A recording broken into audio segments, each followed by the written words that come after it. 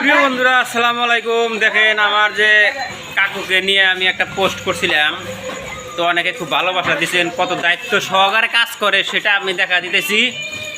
তো এটা মানে যে একটা ফ্রেম দেখতে পাচ্ছেন, এটা আসলেতে মানে চা বানায় এখানে গ্যাসেরই যে চুলা রাখে, এটা যে ডেলি এরকম করে তো মানে ধোয়া সাফা করতে হয়।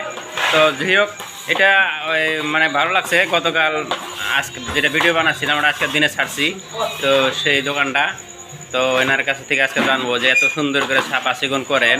তো কাকু আসসালামু আলাইকুম। ওয়ালাইকুম সালাম। তো এটা দিনের মধ্যে মোটামুটি যে সুন্দর করে ছাপা করতেছেন দেখছি, কতবার করে ছাপা করেন দিনে আর কি? দুইবার ছাপা করেন আর কি। তো যাই হোক, এটা অনেক দোকানে দেখা যায় আর কি গরু হবে যে ওইরকম পরিষ্কার থাকে না, তো চিকচিকা রাখছেন আর কি। এখন কি সুন্দর করে ছাপা করছে, এখন এরপর আর চা বানাবেন না? না একদম, যদি এখন অনেক কাস্টমার আসে তাও হবে না? কেন, যদি কারো চার প্রয়োজন পড়ে যায়? না, আর হবেই না।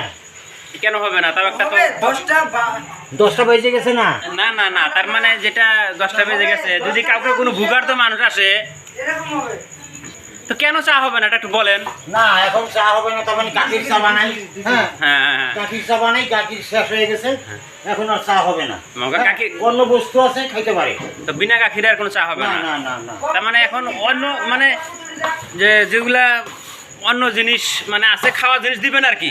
মানে কোন ক্ষুধার্ত ব্যক্তি আসলে যে হোটেল রেস্টুরেন্ট, সেটা মানে খাওয়া দাওয়ার ব্যবস্থা হবে আর কি ইনশাআল্লাহ।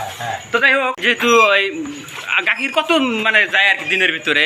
1 কুইন্টাল উপরে যায় ডেইলি 1 কুইন্টাল উপরে যায়, আর শুধু খালি গাখির দিয়ে চা হয় আর কি। শুধু গাখির। তো চা কত করে আছেন এখন? 10 টাকা 10 টাকা আর কি।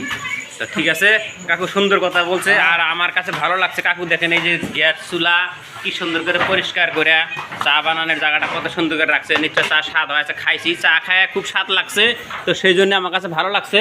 তো প্রিয় বন্ধুরা, আজকে যেহেতু আমার প্রচণ্ড কাজের চাপে কোনো জায়গায় ভিডিও বানানো হয় নাই, আজকে সুন্দর একটা মানুষের যে দায়িত্বশীল ব্যক্তি আমার কাকু যে চা বিক্রি করে, তো উনি চা মেন, এই হোটেলের টিমেন মানে চা তৈরি করে। তো খুব ভালো লাগছে, 2 দিন আইসাই, তার জন্য একটা ব্লগও বানাইছিলাম আমি গতকাল, আজকে সেটা আপলোড করে দিছি।